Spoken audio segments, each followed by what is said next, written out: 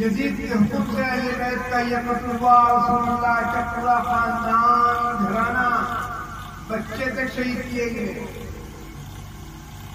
اور یزید کا یہ کارنامہ اتنا برا کارنامہ ہے کہ اس کو جہنم سے بچنے کی کوئی گنجائش نہیں ہے۔ کربلا میں حسین علیہ السلام اور ان کے صاحبزادوں اور بھائیوں کا جو خون بہا، بیٹے بھتیجوں کا خون بہا، خون گرا کربلا کی تپتی میں ریت کرو، وہ خون صرف حسین کا خون نہیں تھا، وہ رسول اللہ کا خون تھا جو کربلا میں بہایا گیا۔ تو جو دشمن ہے حسین کے، وہ نبی کا دشمن ہے، جو حسین کا دشمن ہے مخالف ہے، وہ نبی کا مخالف ہے۔ جو یزید کا حامی ہے وہ حسین کا دشمن اور نبی کا مخالف ہے۔ اس لیے کہ کسی ایک مسلمان کے دل میں ایک دل میں اس کے دو محبت نہیں جمع ہو سکتی ہے کہ حسین کو بھی محبوب رکھے اور یزید کو بھی محبوب رکھے، نہیں ممکن ہے۔ یا تو حسین کی محبت ہوگی یا یزید کی محبت۔ دشمن اور جنت کے سردار کی محبت اور جہنمی کی محبت ایک اکٹھے نہیں ہو سکتی ہے۔ اور اللہ کے حبیب صلی اللہ علیہ وسلم نے اپنے نواسے کی اہمیت واضح کر دی کہ الحسن والحسین سیدہ شباب اہل جنت، یہ جنتی جوانوں کے سردار ہیں۔ جنت میں ہو جاتا ہے جو جنتی ہونے کا مستحق ہوتا ہے، اور اللہ تعالیٰ قرآن کریم میں اہل جنت کی تعریف بیان فرمائی ہے، اور سرداری اس کو دی جاتی ہے جو سرداری دیے جانے کا اہل ہوا کرتا ہے۔ آپ کسی کمیٹی کا صدر کسی ایسے کو نہیں بنائیں گے جو کمیٹی کے مقاصد کو نہ سمجھ سکے، آپ کسی جماعت کا صدر اور سیکریٹری ایسے کو نہیں بنائیں گے جو جماعت کے فائدے کو نہ سمجھ سکے۔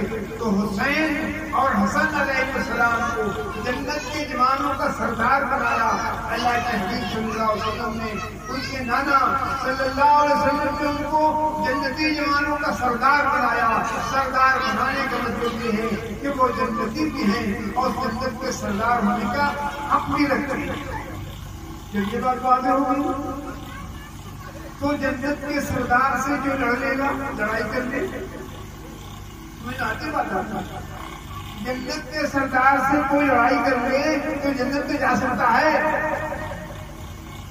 یہاں تو معاملہ یہ ہے کہ کمیٹی کے صدر سے جھگڑا ہو جائے کسی ممبر کا تو ممبری خطرے میں پڑتی ہے۔ کمیٹی کے صدر سیکریٹری سے، جماعت کے صدر سیکریٹری سے کسی ممبر کا جھگڑا ہو جائے تو اس کی ممبری خطرے میں پڑ جاتی ہے، اور یہاں جنت کے سردار سے لڑائی کر لی تو اب جنت کے دروازے اس پر خالی ہیں، بند ہے اس پر۔ تو آپ دشمن کو پہچان لیجیے، جو سب سے بڑا دشمن ہے وہ یزید ہے، اور یزید کا نام آج تک یزید پلید کہہ لیا جاتا رہا ہے، اور وہ کبھی بھی اچھا اس کے اندر اچھی باتیں اور اچھائیاں ہو ہی نہیں سکتی ہیں۔ جو جس نے رسول اللہ صلی اللہ علیہ وسلم تو میں زیادہ تفصیل نہیں جانا چاہتا، نبی مکرم صلی اللہ علیہ وسلم اپنے آغوش میں صاحبزادوں کو بٹھال کر کے حسن حسین کو اور بغل میں فاطمہ زہرا کو بٹھال کے فرماتے تھے انا سلم لمن سالمہم وانا حرب لمن حاربہم، جو ان سے مصالحت کرے اس کی میرے ساتھ صلح ہے، اور جو ان سے دشمن جھگڑا کرے اس کا جھگڑا مجھ سے ہے، اس کا جھگڑا مجھ سے ہے۔ اور ارشاد نبی صلی اللہ علیہ وسلم یہ ہوا، حسن اور حسین نے اشارہ کر کے یہ فرمایا من احبنی، جو مجھ سے محبت کرتا ہے، جو مجھ سے محبت کرتا ہے، آپ اسے جو مجھ سے محبت کرتا ہے، من احبنی فلیحب ہذین، جو مجھ سے محبت کرتا ہے ان دونوں سے اس کو محبت کرنی ہوگی، ان دونوں نواسوں سے اس کو محبت کرنی ہوگی۔ اگر مجھ سے محبت کی اور حسن حسین سے محبت نہیں کی تو میری محبت کے دعوے میں جھوٹا ہے۔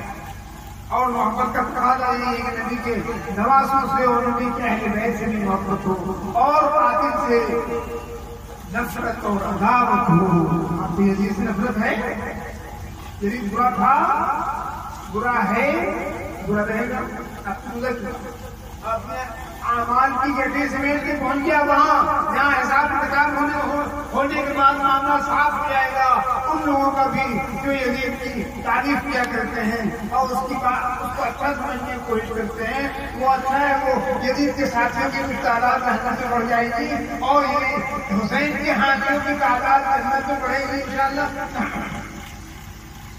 یزید کے یہ کارنامہ تو اہل بیت کا قتل عام تھا اور اس کے بعد اس نے مدینہ طیبہ میں چڑھائی کی. وہ مدینہ طیبہ جس کو رسول اللہ صلی اللہ علیہ وسلم نے طابہ اور طیبہ فرمایا ہے اور جس کے بارے میں رسول اللہ صلی اللہ علیہ وسلم نے فرمایا کہ جس کا جی چاہے مدینے میں مرنے کا وہ مدینے میں دفن ہو، میں اس کے قیامت کے دن شفاعت کروں گا. اور اس مدینہ طیبہ میں 3 دن تک جنگ کے بعد تمام اہل مدینہ قتل کیے گئے. صحابہ کرام کو گھروں میں گھس کر کے نکالا گیا، ان کے گھر لوٹے گئے، ان کی داڑیاں نوچی گئیں، ان کو قتل کیا گیا. اور اس میں جتنے صحابہ کرام باقی رہ گئے تھے اس آخری دور کے وہ سب ختم کر دیے. یہ مدینہ طیبہ میں ہوا اور پھر یزید کے حکم کے مطابق 3 دن تک مدینہ طیبہ میں گھروں میں گھس کر کے لوٹ مار قتل اور بے عزتی کی جاتی رہی. یہ یزید کا کارنامہ ہے. اور جہاں ریاض الجنت ہے، جہاں جنت کی کیائی ہے، جس کو حدیث میں جس کا ذکر ہے، اس میں یزید کی فوج کے گھوڑے پہیر کرتے تھے. گھوڑے مسجد نبوی میں گندگی کرتے تھے اور وہ مسجد نبوی جس کو نبی صلی اللہ علیہ وسلم نے حرم قرار دیا، اس میں قتل اور فساد کو حرام قرار دیا، وہاں یزید کی فوجوں نے یہ کام کیا. تو یزید کا یہ دوسرا بڑا کارنامہ ہے جو کربلا کے واقعے کی وجہ سے تھوڑا سا درد لیا ہے، لوگ کم جانتے ہیں، لیکن یہ یزید کا یہ دوسرا کارنامہ ہے، سیاہ کارنامہ. تو جو مدینے کو برباد کرے آپ اسے اچھا سمجھیں. یہاں سے 3 دن میں مدینہ طیبہ کو برباد کر کے اور یہ فوج پہنچی مکہ معظمہ کی طرف اور مکے کا محاصرہ کیا اور 40-50 دن تک مکہ معظمہ کا محاصرہ کیا.